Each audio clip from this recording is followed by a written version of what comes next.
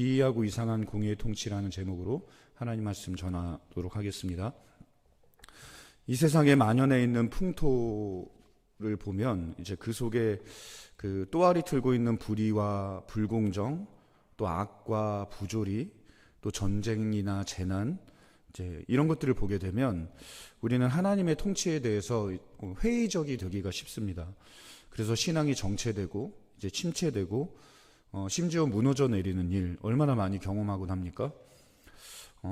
게다가 세상은 바로 이 지점을 파고들어서 이제 그거를 지적하면서 하나님이 살아계시면 어떻게 세상이 요 모양 요 꼴일 수 있냐, 이거를 묻고 따집니다. 우리에게 반문합니다. 그러면서 우리 신앙을 폄하하고 깔아뭉개고 합니다. 그러면 때로 우리는 자랑스러운 그리스도인이면서 고개 숙여야 하는 그런 경험을 하곤 하죠. 그러나 그럼에도 불구하고 우리가 그 속에서 우리 신앙을 지키고 더 나아가 이 신앙을 전파하며 이 신앙으로 세상을 이겨야 할 이유가 있습니다. 하나님이 살아계시고 우리 가운데 계시며 이 세상을 통치하고 계신다고 하는 명확한 증거가 우리에게 있기 때문입니다. 오늘 말씀 1절을 보시면요, 내가 전심으로 여호와께 감사하오며 주의 모든 기이한 일들을 전하리이다. 이렇게 다윗이 담대한 선언으로 시를 시작하고 있는데요, 이때 다윗은 하나님께 감사하고 그분을 기뻐하기를 아주 단호하게 결단을 하고 있습니다. 그래서 다윗이 내가 전심으로 그렇게 하겠다, 이런 말을 하고 있는 건데요, 전심으로 그렇게 하겠다, 이것은 무슨 뜻입니까? 내 마음이 안 따라줘도 그렇게 하겠다는 것이죠. 상황을 초월해서 그렇게 하겠다는 것이죠.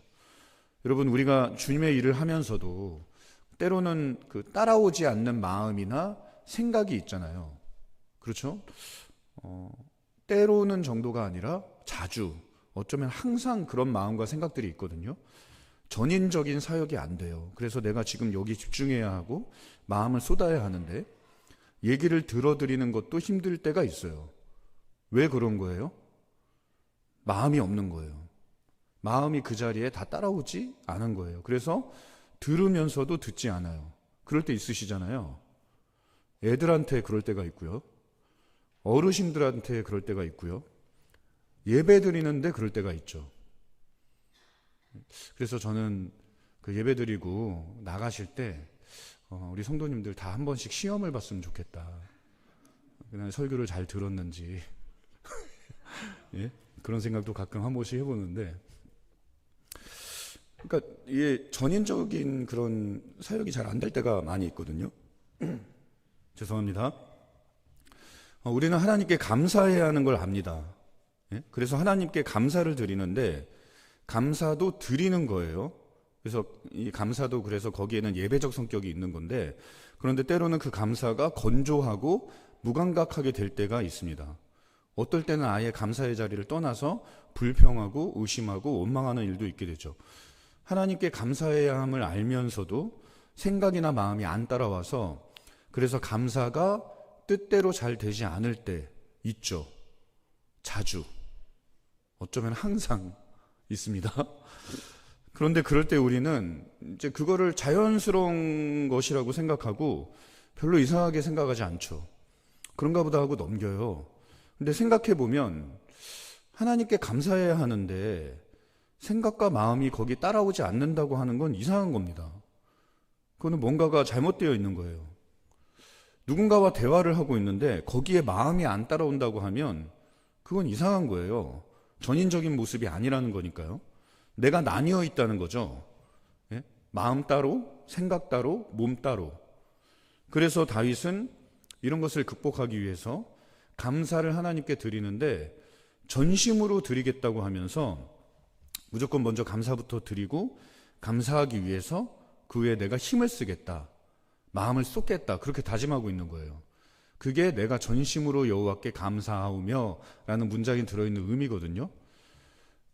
그러니까 다윗의 하루를 생각해 보면 이런 거예요. 아침에 일어나면 아직 하루가 시작되지도 않았는데 그때 감사부터 하겠다는 겁니다. 그리고 하루를 살면서 감사의 모든 전력을 쏟겠다는 거예요. 일이 잘 안 풀리고 안 좋은 일이 생겨도 감사에 내 마음을 쏟겠다는 거예요. 일진이 나쁘면 감사보다는 마음이 불평으로 기우기 쉽죠. 그런데 그러지 않겠다는 겁니다. 하루 일과 속에 어려운 일이나 힘든 일, 하기 싫은 일, 실망스러운 일, 그런 것들이 잔뜩 있어도 그래도 감사하겠다는 거예요. 그리고 감사로 하루를 마무리하겠다는 것입니다. 하루를 돌아보면서 감사의 제목을 찾고 또 찾고, 근데 감사 제목이 도통 안 보여도 하루 온종일 불행했어도 그건 내 생각이지, 그래도 감사는 있다.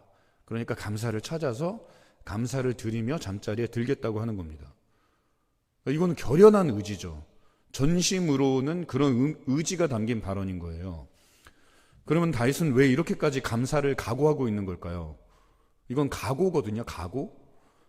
그리고 감사하겠다, 찬양하겠다, 각오한다는 건 그런 각오를 해야만 하는 상황이 그 배경에 있어 보이죠.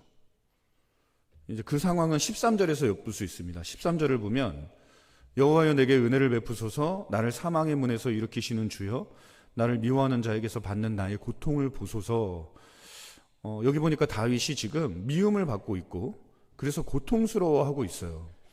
일이 잘 안 풀리는 거예요. 다윗을 반대하는 세력 때문에, 다윗을 미워하는 자들 때문에 안 좋은 일이 계속 생기고 있는 거예요. 문제가 생기고 변수가 생겨서 고통스러워요. 그래서 사망의 문 앞에 있다고까지 생각이 되는 그런 상황이었다고 하는 거예요. 그런데도 다윗은 감사하겠다, 찬양하겠다 다짐하는 겁니다. 전심으로. 마음이 안 따라줘도 쳐서 복종시켜서라도 예배하겠다고 하는 거예요. 정말 대단하죠. 그러니까 다윗은 지금 장애물을 만난 거예요. 그래서 실제로는 감사가 잘 안 되는 상황인 거예요. 그러면 감사 그거 안 하면 되잖아요. 그잖아요. 예? 왜 감사를 해요? 감사할 게 없는데. 사는 게 힘들어요. 그런데 무슨 감사해요? 그런데도 다윗은 감사한다고 하는 이 예배의 자리를 지키려고 하는 거예요. 이 정도로 힘든 일이 있다고 하면 사망의 문 앞에 있다고 할 정도니까, 그러면 감사가 안 되는 거 그런가 보다 할 수 있는데 안 될 수도 있는 거잖아요. 그게 당연한 거잖아요, 어쩌면. 그런데도 다윗은 그래도 나는 감사한다, 전심으로 전력을 다해서 그렇게 할 거야, 이게 다짐하는 거예요. 거의 강박에 가깝다 싶을 정도로 감사에 집착을 하고 있는 거예요. 그러면 무엇이 다윗을 이렇게 감사에 진심이게 만든 걸까요? 이제는 그게 궁금해지는 거죠. 왜 이렇게까지 감사하려고 하는 거야?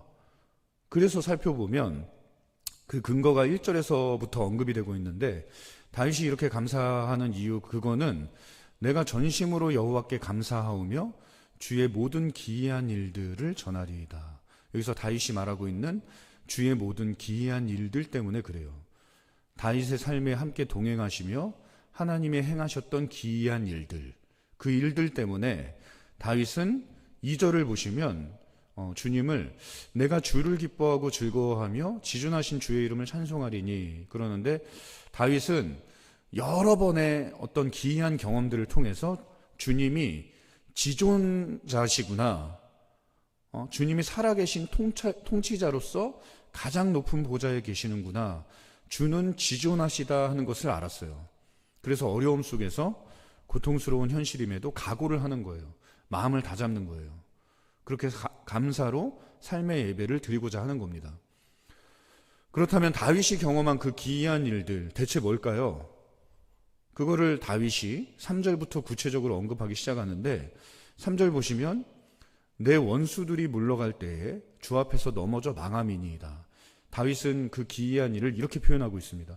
원수들이 다윗 앞에서 물러나더라는 거예요. 그리고 주 앞에서 넘어져서 망하더라는 겁니다. 근데 그걸 가만히 보니까 그게 너무나 기이하더라는 거예요. 기이하다. 이게 무슨 말이에요? 기이한 것은 설명할 수 없는 신비한 일을 말하죠. 그런데 설명할 수 없는 신비가 작용해서 원수들이 물러가고 넘어져서 망하더라는 거예요. 실제로 다윗의 인생을 좀 들여다보면 사울 왕에게 붙잡힐 뻔했을 때 하나님께서 그거 어떻게 역전시키셨어요? 동굴에서 용변을 보는 사울을 다윗의 손에 붙이셨잖아요. 예? 궁지에 몰린 게 다윗이었는데 사울이 동굴에서 용변을 보기 위해 들어와서 다윗에게 오히려 붙잡히게 되는 그렇게 상황을 바꾸셨잖아요. 이거는 상상할 수도 없는 역전이죠. 또 그러니까 기이하잖아요. 또 사울에게 쫓겨서 블레셋으로 도망갔을 때 블레셋 사람들이 다윗을 알아보고 이거 다윗이다. 붙잡아가지고 왕에게 끌고 갔어요. 그래서 거기서 다윗이 지푸라기라도 잡는 심정으로 미친 채를 했어요. 막 침을 질질 흘리고 아시죠? 근데 왕이 그거를 보고 야 저런 사람을 어떻게 다윗이라고 데리고 왔어? 이러면서 풀어줘! 하고 돌려보냈어요. 체포해서 왔으면 뭔가 근거가 있으니까 얘네들도 잡아왔을 거 아니에요. 근데 돌려보냈어요. 기이하죠. 골리앗 앞에 나섰을 때 다윗이 모두가 만류했어요. 야, 너 같은 꼬맹이가 무슨 골리앗을 상대해 하고 만류했어요. 근데 다윗이 믿음으로 나아갔죠. 근데 믿음이 뭐예요? 하나님을 의지하는 거죠. 예? 그래서 골리앗 앞에 서서 돌을 던졌는데 어떻게 됐어요? 2번, 3번 던지지도 않았어요. 그냥 처음 던진 돌이 그대로 골리앗의 이마를 꿰뚫었습니다. 이마 옆을 스칠 수도 있었는데 골리앗이 고개만 까딱했어도 빗나갔을 건데 이마 정중앙을 이거 생각해보면 기이한 거예요. 그죠? 그러니까 이런 일들이 생각하면 생각할수록 기이하다는 거죠. 압살롬의 반역으로 도망칠 때에도 다윗의 책사가 그 다윗이 도망갈 시간을 벌어주려고 압살롬의 편인 것처럼 접근해서 압살롬에게 다른 전략을 제시하죠. 그런데 압살롬이 그걸 들어요. 지금까지 자신을 도와준 그 책사의 전략을 물리치고 이게 더 좋은 것 같아. 그러면서 다윗의 그 책사의 말을 들어요. 이런 게 신기하다는 거죠. 이것도 말이 안 되잖아요. 왜 갑자기 얘 말을 들어요? 기이해요. 그래서 다윗이 4절에 보면 주께서 나의 의와 송사를 변호하셨으며 보좌에 앉으사 의롭게 심판하셨나이다. 다윗은 확신 속에서 주님이 나의 의와 송사를 변호하셨다. 보좌에 앉으사 의롭게 심판하셨다. 이렇게 단언하는 거예요.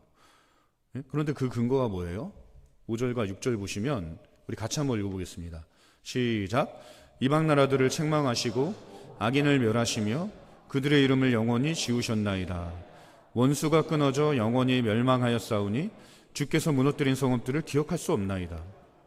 이렇게 지난 인생을 돌아보니까 그 속에서 보이지 않는 손길로 함께 하신 하나님의 기이한 동행, 그게 눈에 들어오는데 이방 나라들을 책망하셨다. 악인은 멸하셨다. 주께서 무너뜨린 성읍들 셀 수가 없었다. 이런 과거들을 생각해 보니까 동굴에서 하나님께 간구했더니 사울이 다윗의 손에 넘어오고 블레셋에서 하나님께 매달렸더니 극적으로 그곳에서 풀려나고 골리앗 앞에서 하나님의 이름으로 나갔더니 단번에 승리를 안겨주시고 압살롬을 피해 달아났을 때 하나님께 막 억울함을 호소했더니 그 반란을 주님이 진압하시고 모두 다윗이 하나님께 간구했을 때 그 기도를 들으시고 다윗의 의와 송사를 변호하셨다. 보좌에 앉으셔서 의롭게 심판하셨다. 이런 결론을 내릴 수 있었다고 하는 거예요. 그래서 7절 보시면 8절까지 읽어보겠습니다. 또 시작. 여호와께서 영원히 앉으시며 심판을 위하여 보좌를 준비하셨도다. 공의로 세계를 심판하시며 정직으로 만민에게 판결을 내리시리로다. 이런 확신이 다윗 안에 세워진 거예요. 가난한 다윗, 억울한 다윗의 기도를 들으시고 그 송사를 맡으셨어요. 그래서 다윗이 하나님께서 심판을 위한 보좌를 준비하시고 거기 영원히 앉아 계시는 지존자시구나, 거기서 공의와 정직으로 세상을 심판하시고 판단하고 계시구나 하는 걸 경험을 통해 확신하게 된 거죠. 바로 그래서 다윗이 이 확신을 널리 선포하는 거예요. 그 기이한 일들을 전파합니다. 그래서 9절 보시면요, 9절과 10절 보시면 여호와는 압제를 당하는 자의 요새이시요 환난 때의 요새이시로다. 여호와여 주의 이름을 아는 자는 주를 의지하오리니 이는 주를 찾는 자들을 버리지 아니하심이니이다. 다윗이 이런 확신을 전해요. 환난 당한 자들, 압제당하는 자들 하나님께로 피해라. 그분들이 그분이 하나님께서 너희들의 송사를 기꺼이 맡아주실 것이다. 하나님은 공의로운 분이기 때문에, 정직으로 판단하는 분이기 때문에 불의에 눌려있는 자들, 부당하게 압제당하는 자들, 그래서 고생하고 신음하는 자들의 부르짖음 결코 외면하지 않는다. 다윗이 이런 말로 백성들을 위로하고 격려했습니다. 실제로 그래서 하나님께서 이스라엘 안에 도피성을 건설하게 하셨잖아요. 여러분, 요단 동편에 3개, 요단 서편에 3개, 그 도피성 건설하시고, 그리고 거기에 제사장들과 레위인들을 거주하게 하시고, 백성들의 송사를 맡아서 처리하게 하셨잖아요. 이름을 왜 도피성이라고 했겠어요? 환난당한 자, 압제당한 자, 억울한 자 다 내게로 도망쳐 와라. 그런 뜻이죠. 너희가 피할 성이 있다. 도피성이 그거잖아요. 그러니까 그래서 다윗은 이제 이런 것들에서 하나님의 그 성정을 보는 거예요. 하나님이 어떤 분이신지. 그래서 다윗이 11절과 12절에 보게 되면 이런 말을 합니다. 너희는 시온에 계신 여호와를 찬송하며 그의 행사를 백성 중에 선포할지어다. 피 흘림을 신문하시는 이가 그들을 기억하시며 가난한 자의 부르짖음을 잊지 아니하시도다. 너희는 시온에 하나님이 계신 것을 찬송하라. 그리고 그의 행사, 그가 너희 중에 일하심을 선포하라. 그러면서 백성들 격려했어요. 하나님이 시온에 계시면서, 그러니까 이게 얼마나 든든합니까? 시온에 계시다고 하는 게. 근데 그분은 피 흘림을 신문하시는 이예요. 그래서 주님은 억울한 일 당한 자들을 기억하시고 가난한 자의 부르짖음을 들으세요. 여러분, 하나님의 통치는 이렇게 우리 삶에 실제합니다. 하나님은 우리 가운데 계세요. 그리고 지금도 다스리고 계세요. 통치하고 계십니다. 이거를 다윗은 이스라엘의 통치자로 있을 때 가장 뼈저리게 경험했어요. 다윗이 왕으로 있을 때, 왕은 무엇입니까? 그 나라의 오야봉이죠. 오야봉. 최고봉이잖아요. 그 위에 아무도 없어요. 그가 통치자고 그가 최고 권력자입니다. 그래서일까요? 다윗이 왕으로 있을 때 기고만장해서 자기 신하의 아내를 불법적으로 취했어요. 밧세바죠. 그리고 그거를 덮었습니다. 몇몇은 알았겠지만 왕이 덮었어요. 근데 누가 그거 왕의 허물을 들추겠어요? 죽을 수도 있는데. 다들 시시했겠죠. 뒤에선 뭐라고 했을지 몰라도. 그래서 묻히나 했어요, 이 일이. 그런데 하나님께서 어떻게 하셨어요? 나단 선지자를 보내서 그것을 여러 사람들 앞에서 공개적으로 지적하죠. 그래서 왕에게 망신을 줬어요. 이로써 하나님은 이스라엘에 하나님이 계심을 다윗에게 보이셨습니다. 누가 진짜 이스라엘의 통치자인지를 다윗에게 보여주셨어요. 그래서 다윗이 그때 화들짝 놀라서 회개합니다. 자기가 최고인 줄 알았는데, 하나님이 계셨네. 저 같으면은 나단 선지자 가만두지 않았어요. 왕에게 찾아와서, 왕이시여, 개인적으로 좀 은밀히 드릴 말씀이 있습니다. 그러면서 은밀하게 얘기한 것도 아니에요. 왕이시여, 회개해야 됩니다. 하나님이 알고 계십니다. 독대해서 조용하게 전한 게 아니에요. 사람들이 있는 공개적인 자리에서 그랬어요. 그렇다고 하면 화부터 나야 할 텐데, 괘씸하잖아요. 야, 내가 죄 지은 거 아는데 그거를 이런 자리에서 말해야 되겠어? 이게 정상적인 반응이잖아요. 그래도 내가 왕인데 체면이 있지. 어떻게 면전에서 그래요? 어떻게 대놓고 그래요? 그런데 그때 여기서 기이한 일이 또 하나 생깁니다. 그때 다윗의 마음이 하나님에게 찔린 것처럼 그 마음이 팍 엎드러져요. 저는 여기서 하나님의 공의의 통치를 봅니다. 하나님은 죄를 정확하게 겨냥하셔서 그거를 찌르시는 최고의 사냥꾼이세요. 만약에 하나님께서 다윗의 죄를 어설프게 건드려서 이 죄가 살았다고 하면 아마 그 죄가 길길이 뛰면서 다윗은 노발대발하고 나단 선지자 당장에 내쳐서 저거 내 눈앞에서 치우라고 그러고 사형에 처하라고 그러고 그랬을 거예요. 그런데 다윗의 죄를 정확하게 찔려서 그 죄를 죽여버리세요. 그래서 죄악에 붙들려 있었는데 그 죄가 죽으니까 다윗이 풀려납니다. 그 결과로 회개하는 거예요. 이거는 하나님께서 공의로운 심판자로서 죄를 결코 좌시하지 않는다고 하는 증거죠. 근데 그게 끝이 아니었어요. 다윗이 회개했어요. 그런데 진짜 눈물을 흘리면서 회개했어요. 그런데 하나님은 다윗의 회개를 받아주시는데, 그러는 한편 끝까지 그 죄에 대해서 다윗에게 책임을 물었습니다. 그래서 다윗과 밧세바 사이에서 태어난 첫 번째 자녀가 죽게 되죠. 피를 흘렸으니까 피로 갚게 하시는 거예요. 다윗은 거기서 이 자녀의 죽음에서 얼마나 이 자녀가 애투됐겠어요. 통치자가 누구신지를 처절하게 깨달았어요. 그리고 하나님이 통치자로서 죄를 어떻게 다루시는가를 배웠어요. 하나님의 심판은 정말로 철저하고 정확하세요. 정밀하다고 할 정도로 정확합니다. 그리고 거기에는 왕도 예외가 없었어요.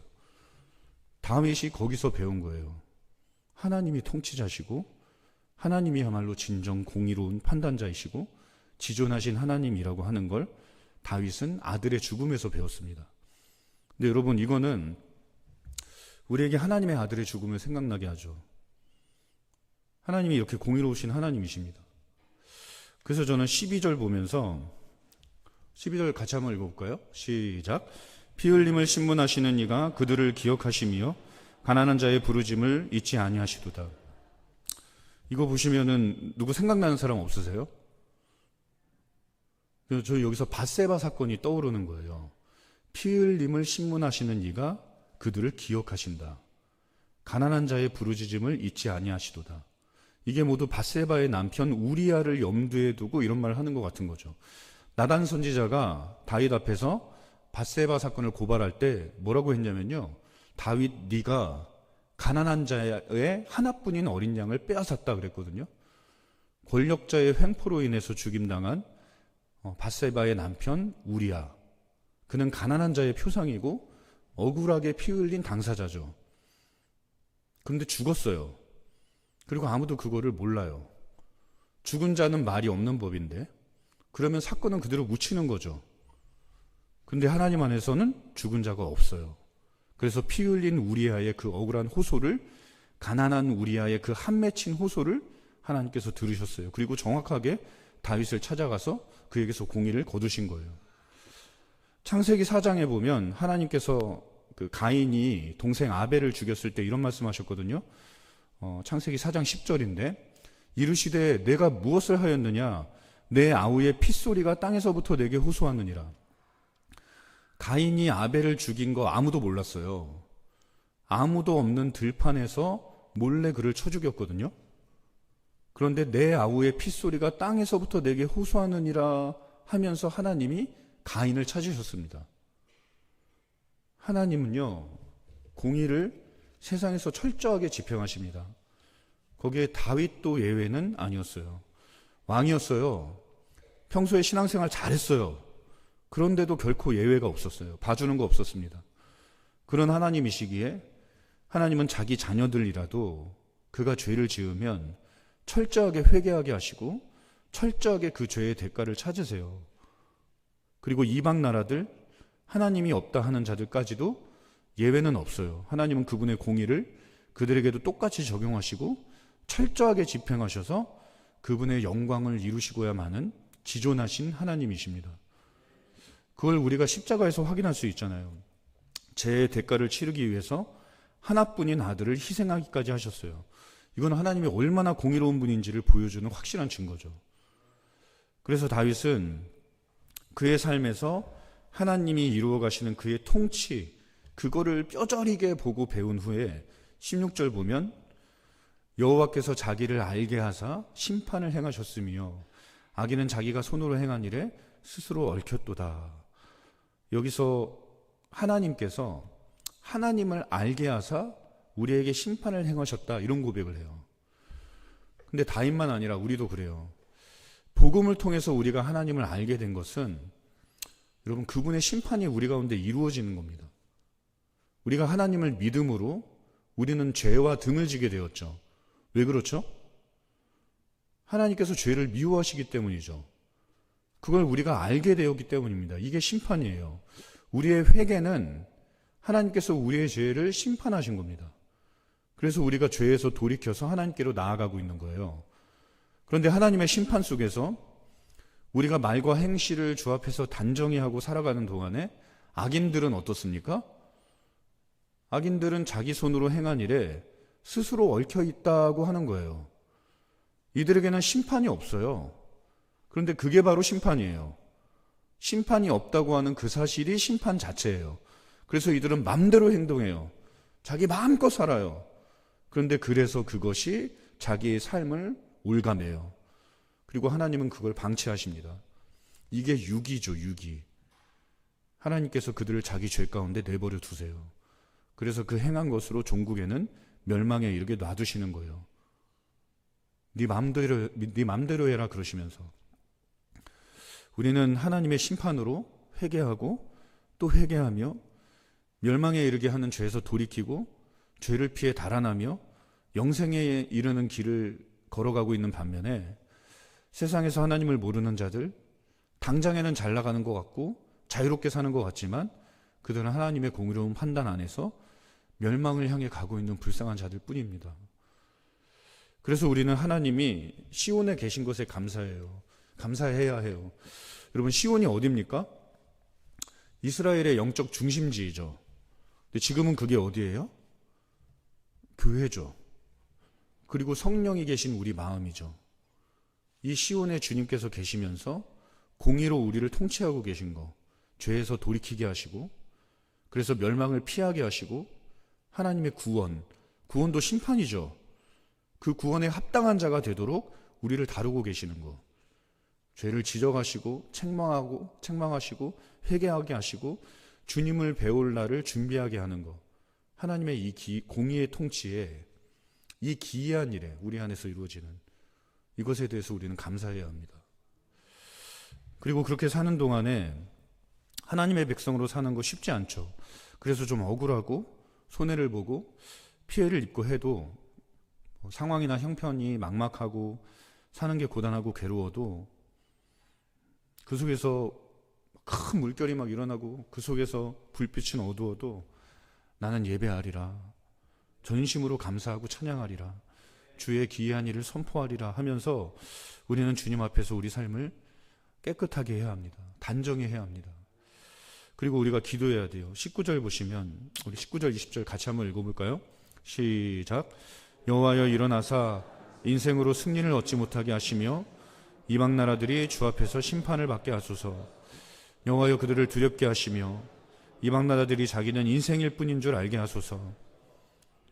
여러분, 이 말씀을 우리의 기도로 해야 합니다.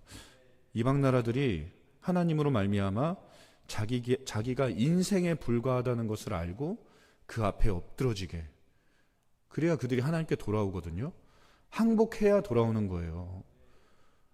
죄의 그 권세에서 풀려나야지 우리에게 돌아올 수 있는 거예요. 우리 삶을 장악하고 있는 죄악의 권세, 그게 하나님 앞에 정복당해야 하나님께서 그들의 죄를 찔러서 죽여야지만 그들의 결박이 풀리고, 그래야 우리가 하나님께 돌아가는 거거든요. 이 일이 있기를 우리가 함께 기도해야 합니다. 내 가족, 내 친구, 그들이 하나님 앞에서 인생의 불과함을 알고 그들의 결박이 풀리기를, 그리고 하나님께 항복하고 돌아오기를 기도해야 합니다. 여러분, 태신자 작정하셨잖아요. 그들을 위해서 이런 기도를 해야 해요. 우리가 복음을 전하고 또 그들한테 사랑으로 잘 섬기고 그런 거 중요해요. 너무나 중요하지만 그들이 찔려야 돼요. 그리고 죄악에서 풀려나서 하나님께 돌아와야 됩니다. 그거는 성령만이 하실 수 있는 일이에요. 우리가 할 수 있는 일이 아닙니다. 그래서 항상 기도가 같이 가야 하는 거고요. 하나님께서는 언젠가 분명하게 죄의 결과를 찾으실 거예요. 다윗의 첫 아들을 죽게 하셨어요. 자기 아들을 십자가에서 죽이기까지 죄를 미워하시는 분이세요. 결코 그냥 넘어가거나 좌시하는 분이 아니십니다. 그러니 죄 가운데 저들을 그냥 내버려둬서는 안 돼요. 하나님께로 피해라, 돌이켜라, 우리는 전해야 하고요. 저들이 인생의 불과함을 알고 주 앞에 엎드리기를 기도하고, 저들이 죄악을 피해서 주님께 달아나도록 도와야 합니다. 저들의 해방을 위해 기도하고 일할 수 있어야 돼요. 우리가 전도해야 하는 이유가 바로 여기에 있습니다. 여러분 하나님의 통치를 믿으십니까? 그의 통치 앞에, 지금도 실제하는 통치 앞에 무릎을 꿇고 그의 백성으로서 자신을 구별하며 살고 계세요? 다윗처럼 매일 매순간 하나님을 인정하며 전심으로 감사하기를 다짐하며 살고 계십니까? 여러분, 하나님은 우리의 아버지로서 우리가 잘 되기를 바라시는 분입니다. 그래서 하나님은 우리가 곤경에 있을 때 도우세요. 그 기이한 역사가 우리와 함께 있습니다. 그리고 하나님은 우리의 아버지로서 우리가 잘 되기를 바라시기 때문에 우리의 죄를 책망하시고 우리를 죄에서 돌이키게 하세요. 그게 때로는 창피하고 때로는 거추장스럽게 느껴질 수 있어요. 세상의 기준은 너무 낮기 때문에 세상 기준으로 보면 아무것도 아닌데 우리는 거기서 죄책감을 느끼고 그 민감성은 때로 우리를 힘들게 할 수 있어요. 다 그냥 아무렇지도 않게 사는데 왜 나는 이렇게 괴로워야 돼? 왜 나는 이렇게 양심적으로 살아야 돼? 그러나 그런 과정을 통해 우리는 하나님의 자녀로서 언젠가 우리의 아버지와 영원히 함께 살 영생, 그걸 준비하는 거예요. 그래서 내 삶에 두 겹, 세 겹으로 막 밀착해 있는 이 죄악을 벗겨내는 과정이 있는 거예요. 그래서 피부를 벗기면 쓰라린 것처럼 그런 쓰라림이 내 삶에 있는 겁니다. 우리가 자녀이기 때문에. 자녀가 아니면 책망도 없고요, 징계도 없습니다. 자녀이기 때문에 하나님은 때로 다윗에게 하신 것처럼 우리의 죄를 드러내시고 거기서 돌이키게 하세요. 그래서 회개는 힘들지만 하나님께서 우리 삶에 부어주시는 축복이에요. 그리고 그것은 우리만의 축복이 아니라 온 세상의 축복이 되고 있어요. 그런 우리를 통해서 세상에 공의가 공급되고 있거든요. 우리가 죄 안 지려고 노력하는 것 때문에 세상이 깨끗해지잖아요. 여러분, 하나님께서 우리 삶에 계십니다. 그리고 통치하고 계세요. 그래서 그 속에서 우리는 잘 되고 있어요. 여러분에게 마술을 이렇게 뻗치고 있는 그 죄악의 손길, 그거를 잘라내며 뿌리치며 주님은 우리가 인생을 제대로 걸어가도록 우리를 지키시고 계십니다. 그분의 공의로 인해 여러분은 바르게 잘 세워져 가고 있어요. 여러분은 잘 될 거예요. 모든 게 좋아질 거예요. 그거를 믿으세요. 그리고 감사하시기 바랍니다. 감사를 선택하시고 감사를 결단하는 거예요. 전심으로 그렇게 하면서 살아가는 겁니다. 하나님의 통치를 인정하고 그분께 감사하기를 결단하시고 이를 힘써 연습하시기를 바랍니다. 그래서 감사가 습관이 되고 감사가 삶이 되게 해서 이로써 하나님의 통치에 마땅히 드려야 할 영광을 드리는 삶이 되시기를 주님의 이름으로 축원을 드립니다. 우리 이 시간 같이 한번 찬양하겠습니다. 예수 하나님의 공의 찬양 부르시고요, 우리 같이 한번 기도할게요. 우리를 바르게 키우시려고 아버지로서 하나님은 자기 아들을 십자가에 매다셨습니다. 우리를 잘되게 하시기 위해서 하나님은 자기 아들을 십자가에서 우리에게 내주셨어요. 그 사랑과 그 공의 생각하면서 우리 같이 이 찬양으로 하나님께 영광 올려드리기를 소망합니다. 예수 하나님의 공의,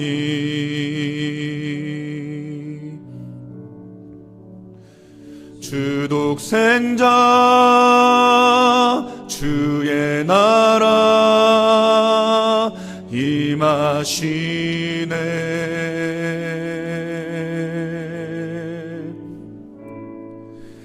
예수 제물이 되신 주,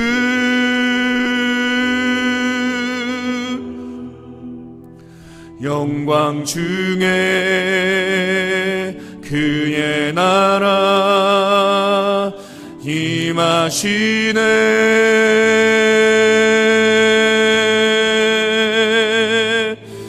주의 나라 영원하며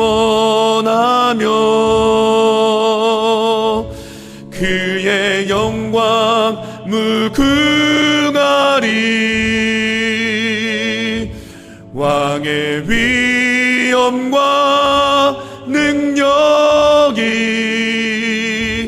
이제 임하였으니,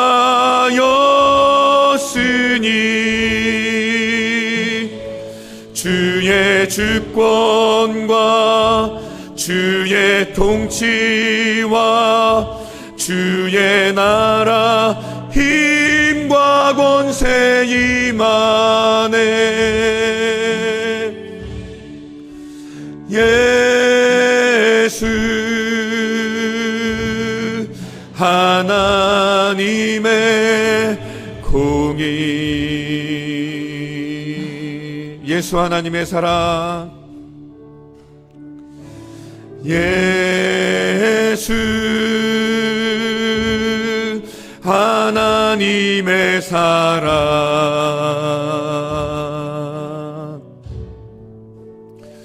주내와 말씀으로 나타났네.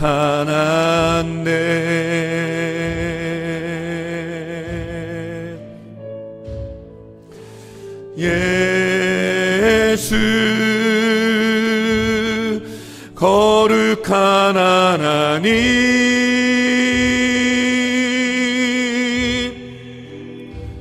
영광 중에 그의 나라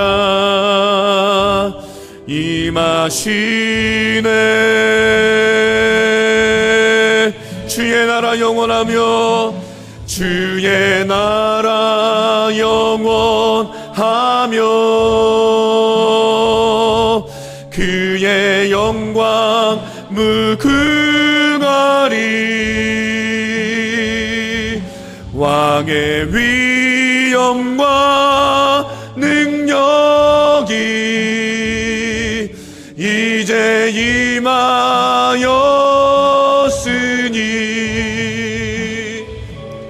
주의 주권과 주의 통치와 주의 나라 힘과 권세 임하네.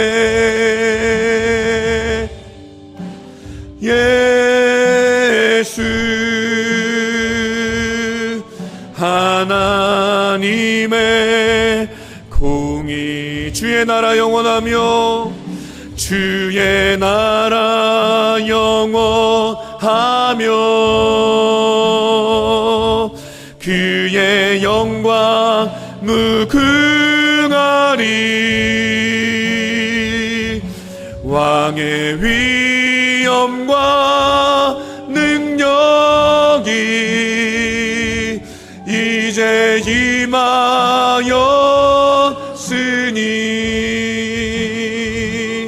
주의 주권과 주의 통치와 주의 나라 힘과 권세 임하네. 예수 하나님의 공의. 여러분, 우리 한번 기도할 때 여러분 이 시간에 우리 가운데 계시면서 나를 제대로 만들어가고 계시는 하나님, 내 삶을 제대로 이끌어 가시는 하나님, 그분이 살아계십니다. 우리 교회 안에 계십니다. 그래서 나를 회개하게 하시고 나를 공경해서 도와주시는 하나님이 우리 삶 속에 계십니다. 내 속에서 기이한 일로 나를 만들어 가시는 하나님, 그 하나님이 우리 교회에 계세요. 그래서 여러분, 우리는요 서로를 돕는 공동체가 되어야 합니다. 하나님이 공경에 계실 때, 우리가 공경에 있을 때 그 공경 속에서 우리를 도우시는 하나님이시기 때문에 우리도 공경 가운데 있는 성도들 도울 수 있어야 되고요. 또 우리는 때로 서로를 책망할 수 있어야 합니다. 하나님께서 우리를 죄에서 돌이키게 하셔서 바른 곳으로, 하나님의 나라로 인도해 가시기 때문에 때로는 우리가 서로를 책망할 줄도 알아야 돼요. 그리고 그 책망을 들을 줄 알아야 됩니다. 근데 우리가 책망을 듣는 게 너무 싫죠. 마음 찔리는 게 너무나 싫죠. 그래서 다투게 되고 싸우게 되고 그런 일이 얼마나 많이 있습니까? 여러분, 책망을 들으시면요, 하는 거는 자주 해요, 우리가. 근데 들을 때 우리가 마음을 낮춰야 됩니다. 아, 하나님이 나를 만들어 가시려고 하는구나 하는 마음 품을 수 있어야 돼요. 그리고 듣기 싫어도 그 책망 들을 수 있어야 되거든요. 그런 성수까지 우리가 나아가야 하는데 아직도 우리가 많이 미숙한 부분들이 있는 것 같습니다. 우리 안에 하나님의 책망을 들을 수 있는 마음 허락해 주십시오. 공경에 있는 자들 도울 수 있는 마음 허락해 주십시오. 그렇게 기도하기를 원합니다. 그리고 우리 가운데 이 일을 친히 행하고 계시는 하나님께 저는 감사하겠습니다. 늘 감사하겠습니다. 제 삶을 잘 세워가고 계시니 감사하겠습니다. 우리 그런 기도를 하나님께 한번 드려보기 원합니다. 다윗처럼 내가 전심으로 하나님께 감사하겠습니다. 그리고 공경에 처한 성도를 돕고 책망하실 때 들을 줄 아는 그런 마음으로 살겠습니다.